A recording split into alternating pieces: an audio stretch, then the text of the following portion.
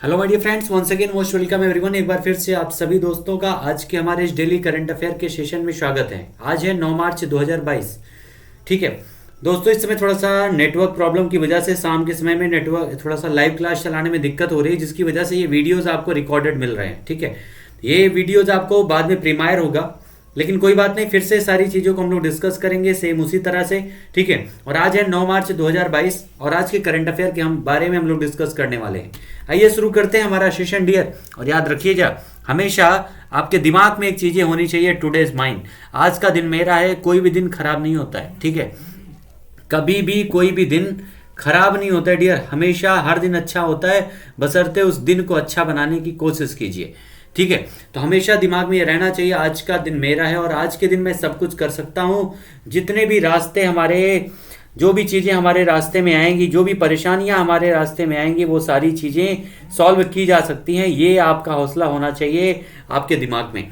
आइए शुरू करते हैं डियर आज का सेशन। और सेशन को एक बार सारे दोस्तों के बीच शेयर कर दीजिएगा, सब थोड़ा सा लाइक कर दीजिएगा आप सभी लोग, क्योंकि काफ़ी सारे लोग जो सेशन में जुड़ते हैं लाइव क्लास की दिक्कत की वजह से डियर, ये आपके कई सारे दोस्त जो हैं छूट जाएंगे सेशन से, इसलिए आप लोग भी एक बार सेशन को शेयर कर दीजिएगा ज़्यादा से ज़्यादा। ठीक है, चलिए आइए शुरू करते हैं। और पहला क्वेश्चन आपके सामने है, राष्ट्रपति जी के द्वारा 2020 और 2021 के लिए कितनी महिलाओं को नारी शक्ति पुरस्कार मिला है? तो राष्ट्रपति के द्वारा जो है ये आपका पुरस्कार दिया गया है, नारी शक्ति अवार्ड। ठीक है, कितनी महिलाओं को दिया गया डियर ये आपका अवार्ड? तो याद रखिएगा, ये महिला दिवस के दिन, अंतर्राष्ट्रीय महिला दिवस जो आपका 8 मार्च को सेलिब्रेट किया गया है, उसी दिन 29 महिलाओं को नारी शक्ति सम्मान से, नारी शक्ति पुरस्कार से सम्मानित किया गया है। ये 2020 और 2021 के लिए अवार्ड दिया गया है, किसके द्वारा? तो राष्ट्रपति जी के द्वारा। राष्ट्रपति कौन है इस समय हमारे देश के?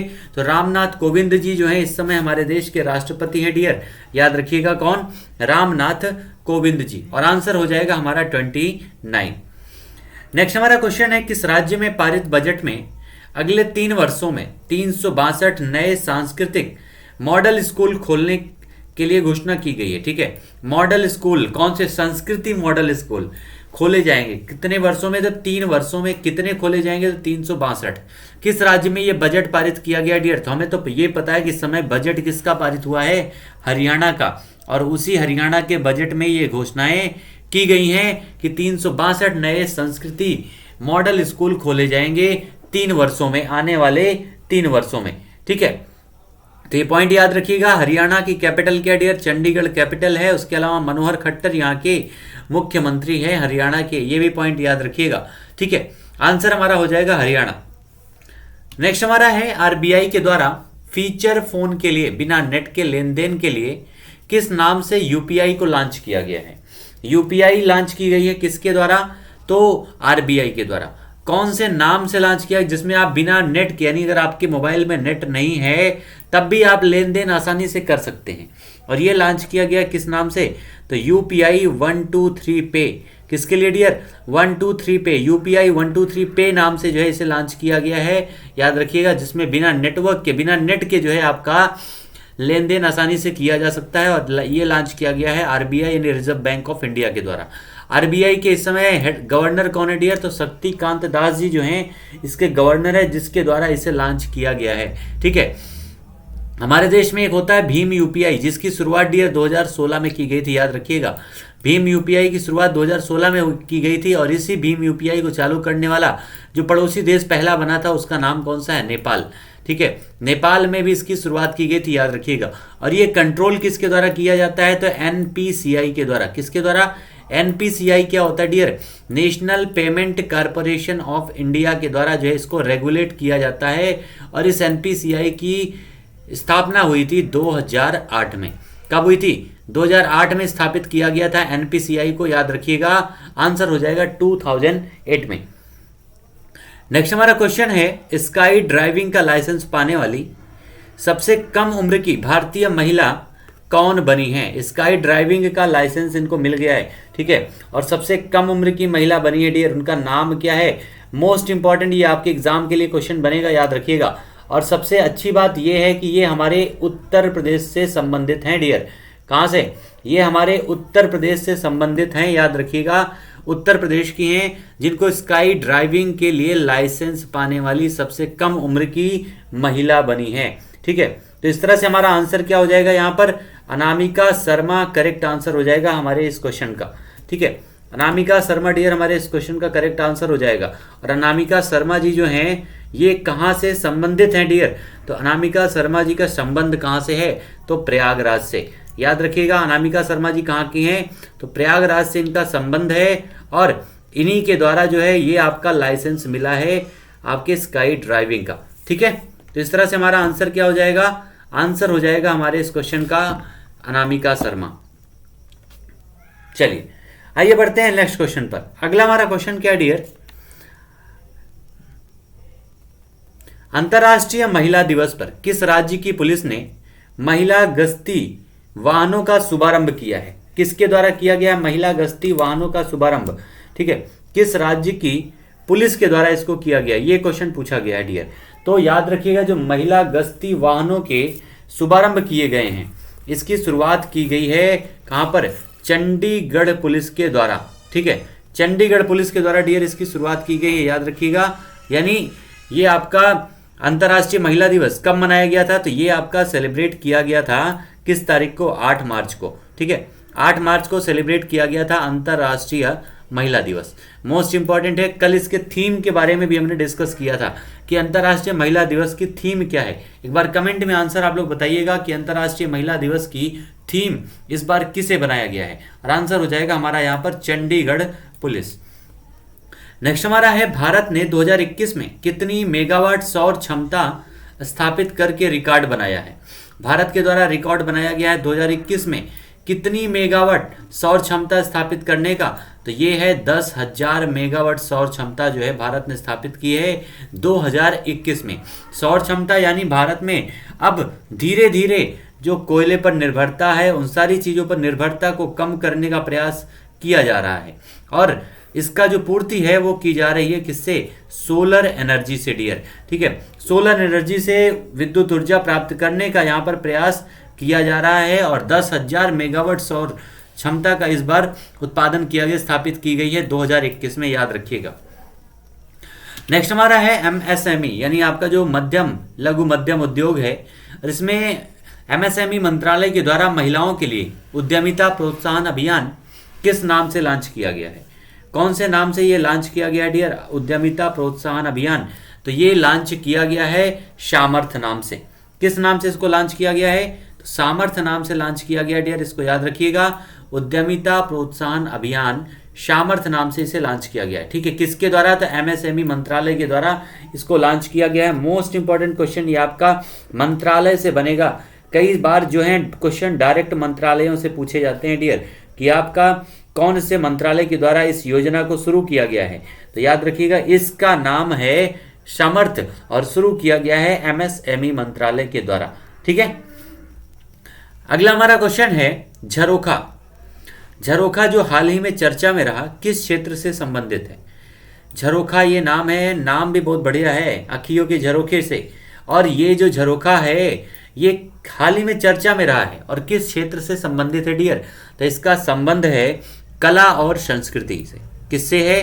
तो कला और संस्कृति को बढ़ावा देने के लिए जो है झरोखा नाम के एक उत्सव की शुरुआत की जाती है।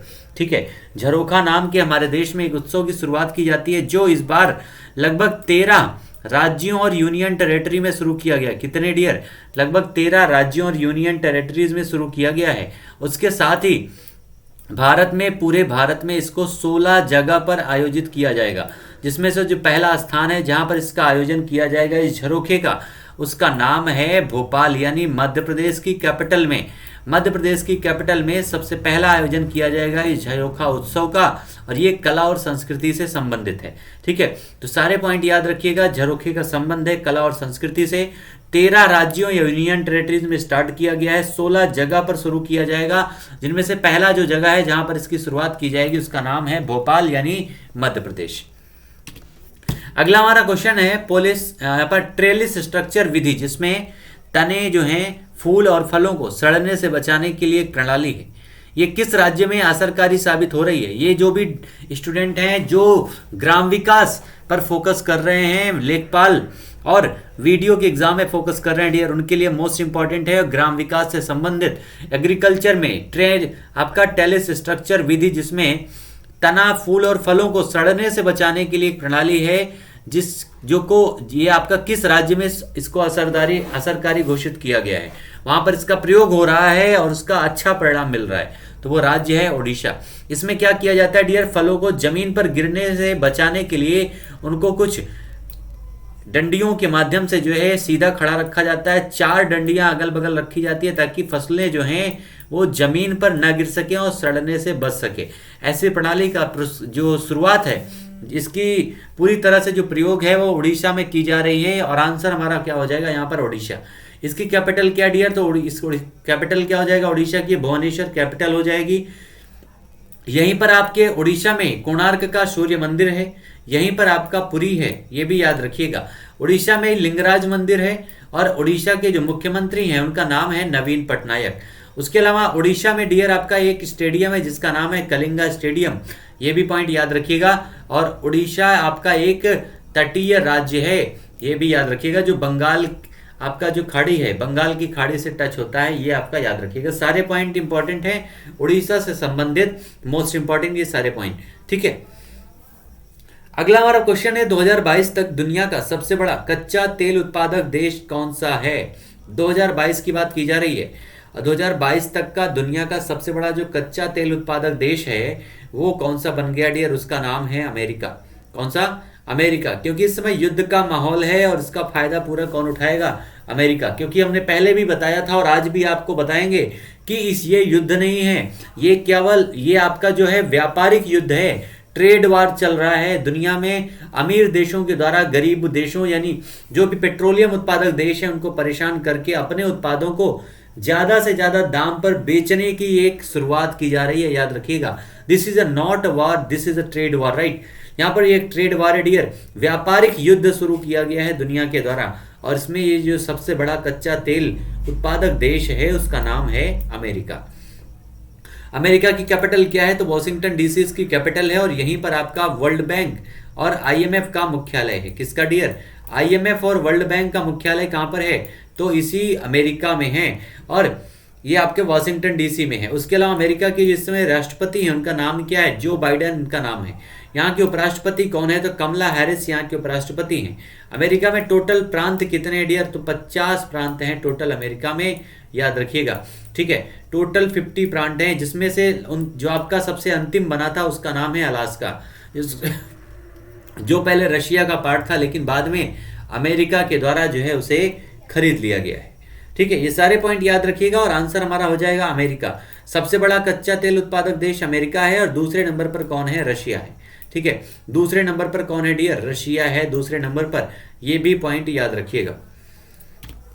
अब हम बढ़ते हैं अपने प्रश्नोत्तरी की सेशन की तरफ, यानी इसमें हम डिस्कस करने वाले हैं 10 क्वेश्चन, आपके सामने होंगे आंसर, और उस ऑप्शन में से आप अपने आंसर आसानी से लगा सकते हैं जो भी आपको लगता है कि करेक्ट है, ठीक है। चलिए आइए शुरू करते हैं हमारा प्रश्नोत्तरी सेशन, और एक बार सेशन को आप सभी दोस्तों से रिक्वेस्ट है प्लीज शेयर कर दीजिएगा ज्यादा से ज्यादा, और एक बार सेशन को लाइक जरूर कर दीजिएगा जिन्होंने नहीं किया है।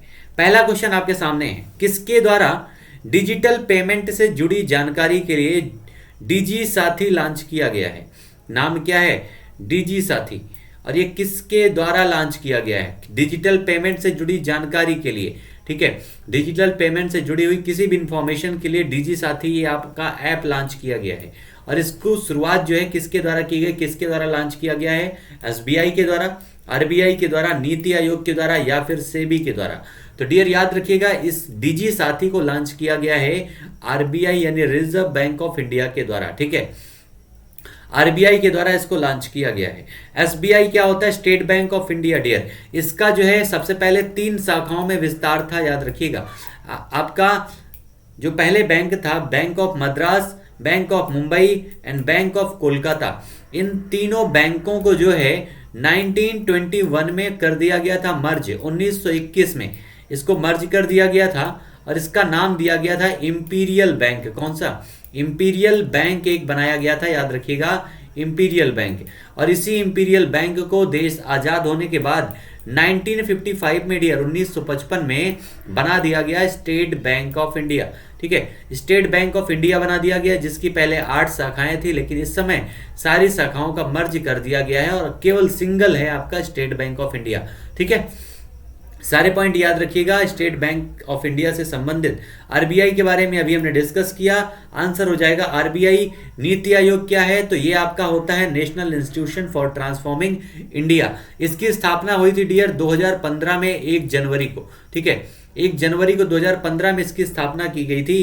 किसकी जगह पर? तो योजना आयोग की जगह पर। ठीक है, जो आपका प्लानिंग कमीशन था उसी की जगह पर जो है इसको समाप्त करके योजना आयोग को जो है डियर आपका 15 अगस्त 2014 को इसको समाप्ति घोषित किया गया था और इसी के स्थान पर नीति आयोग की घोषणा की गई थी।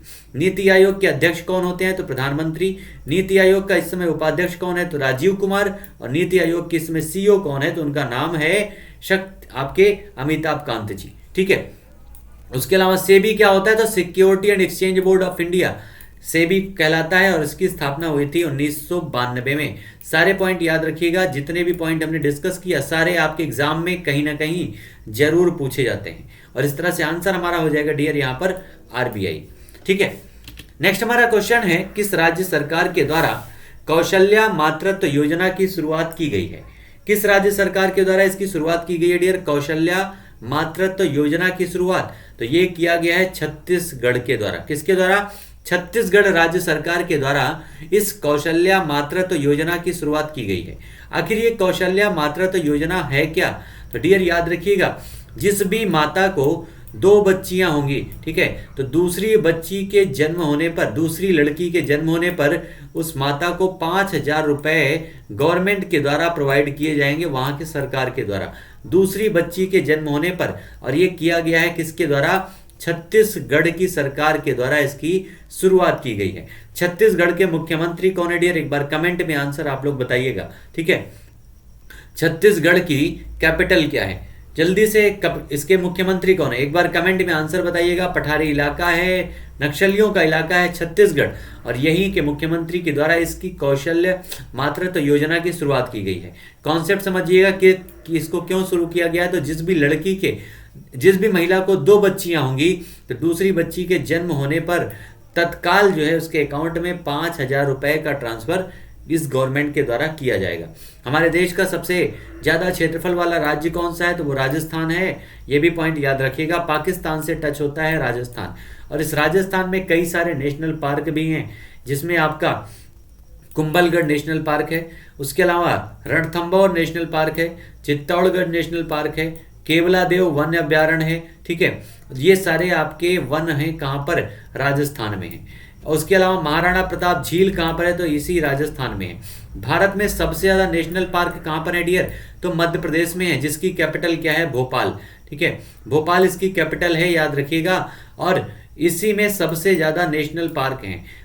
पूरे भारत में वनों का सबसे ज्यादा विस्तार या उसका क्षेत्रफल किस राज्य में है? तो वो है हमारा मध्य प्रदेश में, और यहाँ के मुख्यमंत्री कौन है? शिवराज सिंह चौहान। ठीक है, सारे पॉइंट याद रखिएगा इन सब से संबंधित, और आंसर हमारा हो जाएगा यहाँ पर छत्तीसगढ़ करेक्ट आंसर हो जाएगा, जिसकी स्थापना हुई थी 1 नवंबर 2000 में। ठीक है, नेक्स्ट हमारा क्वेश्चन है, ईरान को पीछे छोड़कर दुनिया का सर्वाधिक प्रतिबंधित देश कौन सा बना है?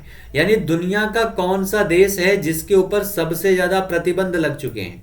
ठीक है, कौन सा ऐसा देश है डियर जिसके ऊपर सबसे ज्यादा प्रतिबंध लग चुके हैं? ये क्वेश्चन पूछा जा रहा है। ठीक है, सबसे ज्यादा प्रतिबंध, तो ये जो है ईरान को इसने पीछे छोड़ा, यानी अभी तक सबसे ज्यादा प्रतिबंध किसके ऊपर लगे हुए थे? तो ईरान के ऊपर। लेकिन अब कौन आ गया है? तो नाम तो आप लोग डेली सुन रहे होंगे, उस देश का नाम क्या है? रशिया। रशिया जो इस समय डेली जो है इसके ऊपर किसी न किसी यूरोपीय नाटो देशों के द्वारा इस पर प्रतिबंध लगाया जा रहा है। ठीक है, तो आंसर हो जाएगा रूस के द्वारा। रूस पर सबसे ज्यादा प्रतिबंध लग चुके हैं, लगभग 5,500 प्रतिबंध इस समय लगाए जा चुके हैं रशिया के ऊपर। दूसरे नंबर पर कौन है? तो दूसरे नंबर पर प्रतिबंध के मामले में कौन है? ईरान है। तीसरे नंबर पर कौन है डियर? तो तीसरे नंबर पर है उत्तर कोरिया, और चौथे नंबर पर है आपका इस समय चौथे नंबर पर आपके जो वेनेजुएला है, ठीक है, दक्षिण अमेरिकी एक देश है, वहां पर प्रतिबंध लगाया गया। ये सारे पॉइंट याद रखिएगा। और यहां पर आंसर हमारा हो जाएगा रशिया, जिस पर सबसे ज्यादा प्रतिबंध लगाए गए हैं। ठीक है, आंसर हो गया हमारा रशिया, इस क्वेश्चन का करेक्ट हो जाएगा। रशिया की कैपिटल क्या है? मॉस्को है। व्लादिमीर पुतिन यहाँ के हेड हैं, याद रखिएगा। और इसी ने यूक्रेन के ऊपर इस समय आक्रमण किया हुआ है, जिसकी वजह से जितने भी नाटो देश हैं या जो भी अलग अलग देशों के प्रतिनिधि हैं, यूरोपियन कंट्री के देश हैं, वो सारे इस समय प्रतिबंध लगाने में जुटे हुए हैं। किसके ऊपर? रशिया के ऊपर, याद रखिएगा। ठीक है, आंसर हो जाएगा हमारा रूस, इस क्वेश्चन का करेक्ट। ठीक है, चलिए एक बार जल्दी से आप लोग बताइएगा, रूस की सबसे लंबी नदी कौन सी है? रूस की सबसे लंबी नदी का नाम क्या डियर? जल्दी से आप लोग कमेंट में आंसर बताइएगा। ये आप मैप देख रहे हैं सामने, आपका जो मैप है, रूस सबसे बड़ा देश है पूरे विश्व का क्षेत्रफल के मामले में। ठीक है, ये पूरा जो आपका क्षेत्रफल दिख रहा है किसका है? रशिया का है। ठीक है, और रूस जो है पूरे दुनिया में सबसे बड़ा क्षेत्रफल वाला देश भी है, ये भी पॉइंट आप लोग याद रखिएगा। आइए बढ़ते हैं डियर अगले क्वेश्चन पर। नेक्स्ट हमारा क्वेश्चन क्या है? माहवारी स्वच्छता के लिए एक्शन प्लान लॉन्च करने वाला भारत का राज्य का पहला जिला पूर्णिया किस राज्य में बना है? यानी जिस भी राज्य की बात हम लोग कर रहे हैं, वहां पर उस राज्य में एक जगह है जिसका नाम है डियर पूर्णिया। ठीक है, उस पूर्णिया जो जगह है वो किस राज्य में है, ये आपसे क्वेश्चन पूछा गया है इस क्वेश्चन में। यानी पूर्णिया जो राज्य है वो पूर्णिया जो जगह है वो कौन से राज्य में स्थित है? ठीक है, तो आंसर हमारा क्या हो जाएगा इस क्वेश्चन का डियर? बिहार में, पंजाब में, हरियाणा में या आसाम में? तो पूर्णिया जो जगह है ये आपका पड़ता है बिहार में। ठीक है, बिहार में ये जगह है, याद रखिएगा। आंसर हो जाएगा बिहार। बिहार की कैपिटल क्या है? तो पटना है। मुख्यमंत्री कौन है? तो इस समय मुख्यमंत्री हैं नीतीश कुमार। पटना जो है इसी को पहले पाटलिपुत्र के नाम से भी जाना जाता था, याद रखिएगा। और बिहार में जो है आपके डियर, ये नेपाल से सटा हुआ एक राज्य है, ये भी पॉइंट याद रखिएगा आपका बिहार। भारत का सबसे गरीब और सबसे अशिक्षित जो राज्य है उसका नाम भी क्या है? तो बिहार है। सारे पॉइंट संबंधित हैं बिहार से, और आंसर हो जाएगा हमारा करेक्ट बिहार, यहां पर करेक्ट आंसर हो जाएगा। ठीक है, नेक्स्ट हमारा क्वेश्चन है, मार्कंडिंग को अनुचित खेल की श्रेणी से हटा दिया गया है, जो किस खेल से संबंधित है? क्वेश्चन जो आपका सामने लिखा हुआ है, फिगर देख के आप लोग आसानी से समझ गए होंगे कि मार्कंडिंग क्या है और अनुचित खेल की श्रेणी से इसको हटा दिया गया। अभी हाल ही में आपके कई सारे बदलाव किए गए हैं आईसीसी के द्वारा, यानी इंटरनेशनल क्रिकेट काउंसिल के द्वारा। ठीक है, खेल में काफी सारे बदलाव किए गए हैं क्रिकेट में, और वो बदलाव में एक आपका आता है मार्कंडिंग। इस मार्कंडिंग को अनुचित खेल की श्रेणी में पहले रखा गया था। ठीक है, अनुचित खेल का मतलब होता है डियर, आप लोगों ने जो भी क्रिकेट जानने वाले हैं या खेलने वाले हैं, कभी कभी कुछ लोगों की आदत होती है गेंदबाज के गेंद फेंकने से पहले ही भाग लेते हैं रन लेने के लिए। जैसे इनको देखिए, ये सामने अभी दिख रहे हैं। ठीक है, ये भागने के चक्कर में है, और तभी यहाँ पर आर अश्विनी ने क्या कर दिया, गेंदबाज जो गेंद था ना फेंक करके उन्होंने उसको बोल्ड कर दिया। ठीक है, इस तरह की जो प्रणाली है उसको अनुचित खेल की श्रेणी से हटा दिया गया है। और ये किस खेल से संबंधित है? क्रिकेट से, हॉकी से, फुटबॉल से या टेनिस? तो आंसर तो सभी का आ गया होगा क्रिकेट से, लेकिन ये हटाया गया है। तो अब क्या हो गया है? तो मार्कंडिंग की जगह पर याद रखिएगा, अगर ऐसा कोई भी खिलाड़ी करता है तो डियर उसे रन आउट दिया जाएगा। याद रखिएगा, क्या दिया जाएगा? उसे रन आउट करार दिया जाएगा। ये पॉइंट याद रखिएगा। ये बदलाव किया गया है, अभी तक अनुचित श्रेणी में था, लेकिन अब इसे रन आउट दिया जाएगा। उसके अलावा दूसरा बदलाव इसमें यह भी किया गया है कि अगर कोई खिलाड़ी कैच आउट हुआ है तो दूसरे छोर पर जो खिलाड़ी है या भागा हुआ खिलाड़ी कभी भी पिच पर नहीं आएगा, यानी फ्रंट पर नहीं आएगा गेंदबाज का सामना करने के लिए, बल्कि वो खिलाड़ी आएगा जो नया खिलाड़ी पिच आपके मैदान पर आ रहा है। उस खिलाड़ी के जाने के बाद, आउट होने के बाद जो नया खिलाड़ी आएगा वही उस गेंदबाज का सामना करेगा अगर कोई व्यक्ति आउट हो रहा है। तो ये सारे बदलाव किए गए हैं अभी हाल ही में क्रिकेट से संबंधित आईसीसी की मीटिंग में। ठीक है, और ये मोस्ट इंपॉर्टेंट आपका वर्ड बन सकता है, मार्कंडिंग जो है किस गेम से संबंधित है? तो आंसर हो जाएगा क्रिकेट से। नेक्स्ट हमारा है क्वेश्चन, प्लास्टिक कचरे से निपटने के लिए संभव और स्वावलंबन पहल की शुरुआत किस मंत्रालय के द्वारा की गई है? संभव और स्वावलंबन पहल की शुरुआत किस लिए किया गया है? तो सबसे पहली बात है ये प्लास्टिक कचरे से निपटने के लिए, इसके उचित प्रबंधन के लिए। ये आप सामने देख रहे होंगे कई सारे लोग हैं कहीं पर भी पॉलीथीन फेंक देते हैं, कई सारे प्लास्टिक की चीज़ें होती हैं जिनको यूज करके कहीं पर भी फेंक दिया जाता है। लेकिन इसके लिए, इनसे सुधार के लिए डियर, जागरूकता लाने के लिए संभव और स्वावलंबन पहल की शुरुआत की गई है। और ये किस मंत्रालय के द्वारा शुरू किया गया? रक्षा मंत्रालय, वित्त मंत्रालय, एमएसएमई मंत्रालय या फिर जल शक्ति मंत्रालय। सारे लोग जितने भी दोस्त हमारे साथ सेशन में जुड़े हुए हैं, आप लोग अपना कमेंट में आंसर डियर जरूर बताइएगा। और ये जो आपका शुरुआत है ये किया गया है किसके द्वारा? एमएसएमई मंत्रालय के द्वारा। ठीक है, एमएसएमई मंत्रालय के द्वारा इसकी शुरुआत की गई है, याद रखिएगा। आंसर हो जाएगा हमारा तीसरा, एमएसएमई मंत्रालय। नेक्स्ट हमारा है फसलों को बीमारियों से बचाने के लिए बायोडिग्रेडेबल नैनो पार्टिकल्स किसके द्वारा विकसित किया गया है? तो फसलों को बीमारियों से बचाने के लिए जो नैनो पार्टिकल्स विकसित किए गए हैं, ये विकसित किया गया है कहाँ पर? आईआईटी कानपुर में, आईआईटी मुंबई में, आईआईटी मद्रास में या फिर आईआईटी दिल्ली में। तो इसकी शुरुआत जो है, इसके जो आविष्कार हैं ये किया गया है हमारे उत्तर प्रदेश में है, आईआईटी कानपुर। इसी आईआईटी कानपुर के स्टूडेंट्स के द्वारा जो है, शोध छात्रों के द्वारा बायोडिग्रेडेबल नैनो पार्टिकल्स को विकसित किया गया है जो फसलों को बीमारी से बचाएगा। ठीक है, तो इस तरह से हमारा आंसर क्या हो जाएगा? आईआईटी कानपुर हमारे क्वेश्चन का करेक्ट आंसर हो जाएगा। नैनो पार्टिकल्स क्या होता है? यहाँ पर फिगर के माध्यम से उनको आसानी से हम लोग समझ भी सकते हैं। नेक्स्ट हमारा क्वेश्चन है, हाल ही में किस यान के द्वारा चंद्रमा पर आर्गन 40 गैस खोजी गई है? आपके आने वाले एग्जाम के लिए डियर साइंस एंड टेक से मोस्ट इंपॉर्टेंट ये क्वेश्चन आपके एग्जाम में बनेगा और 100% किसी न किसी एग्जाम में ये क्वेश्चन जरूर आएगा। ठीक है, हाल ही में किस यान के द्वारा चंद्रमा पर आर्गन 40 गैस खोजी गई है? चंद्रयान 1, मंगलयान, चंद्रयान 2 या फिर गगनयान के द्वारा? किसके द्वारा खोजी गई है डियर? तो ये आपका चंद्रमा पर आर्गन 40, ये भी क्वेश्चन पूछा जाता है कौन सी गैस खोजी गई है? तो आर्गन 40। और ये किसके द्वारा खोजा गया है? तो ये खोजा गया है चंद्रयान 2 के द्वारा। ठीक है, चंद्रयान 2 के द्वारा इसको खोजा गया है, याद रखिएगा। आंसर हो जाएगा चंद्रयान 2। चंद्रयान 1 2008 में, 2013 में मंगलयान भेजा गया था। चंद्रयान 2 तो आप लोग जानते ही होंगे, अभी हाल ही में भेजा गया था चंद्रयान 2।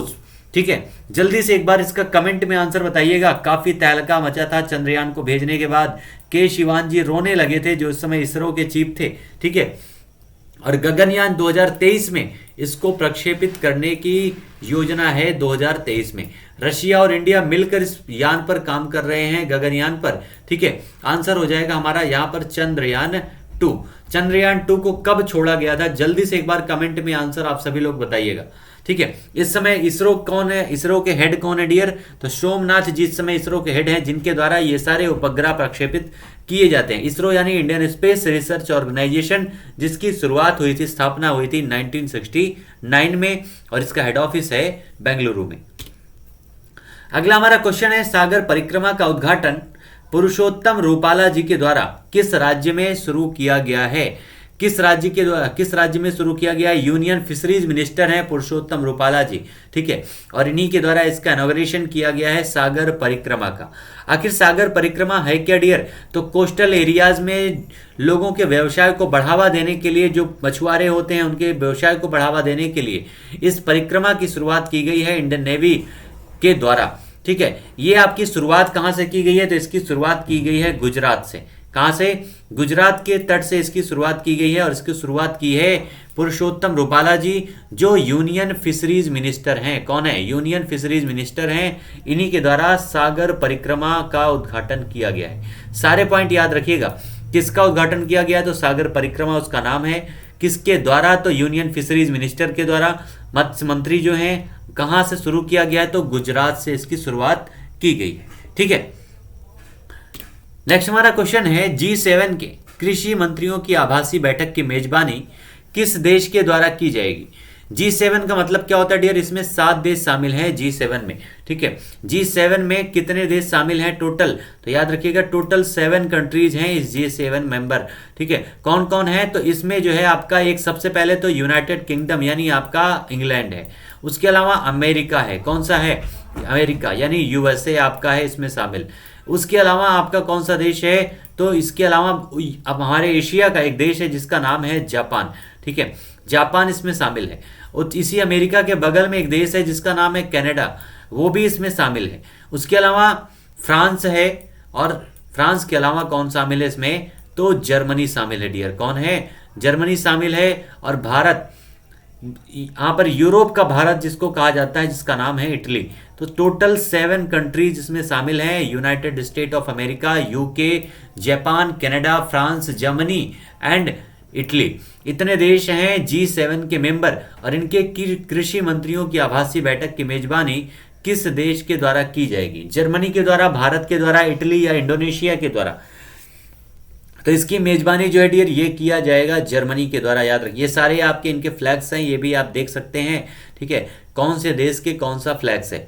ठीक है, और इसकी मेजबानी कौन करेगा, तो जर्मनी के द्वारा इसकी मेजबानी की जाएगी। भारत में आपके G20 की मेजबानी 2023 में भारत के द्वारा की जाएगी। इटली में जो है आपका इसके पहले अध्यक्षता की गई थी, याद रखिएगा, G20 की। और इंडोनेशिया में 2022 में G20 की अध्यक्षता की गई है। सारे क्वेश्चन का आंसर याद होना चाहिए, और इस तरह से हमारा आंसर हो जाएगा यहाँ पर जर्मनी करेक्ट आंसर हो जाएगा। ठीक है, Germany will be the correct answer. Berlin इसकी कैपिटल है, याद रखिएगा। नेक्स्ट है, ये सारे आज हमारे 10 क्वेश्चन जो भी था ऑप्शन वाइज वो सारे कंप्लीट हुए डियर। और एक बार सेशन को आप सभी लोग कैसा लगा कमेंट में जरूर बताइएगा। नेटवर्क प्रॉब्लम की वजह से इस समय शाम को थोड़ा सा दिक्कत हो रही है लाइव क्लास चलाने में। ठीक है, बट कोई बात नहीं, सेशन आपको जरूर मिलेगा। ठीक है, तो एक बार जितने भी दोस्त हमारे साथ जुड़े हुए थे, सेशन को लाइक कर दीजिएगा, शेयर कर दीजिएगा सारे दोस्तों के बीच में। और जिन्होंने चैनल को अभी तक सब्सक्राइब नहीं किया है बाबू, सब्सक्राइब जरूर कर दीजिएगा। ठीक है, मिलते हैं अगले सेशन में, तब तक आप सभी लोगों को thank you so much. Enjoy कीजिए, मस्ती के साथ पढ़ाई कीजिए। ठीक है, thank you so much all my dear students.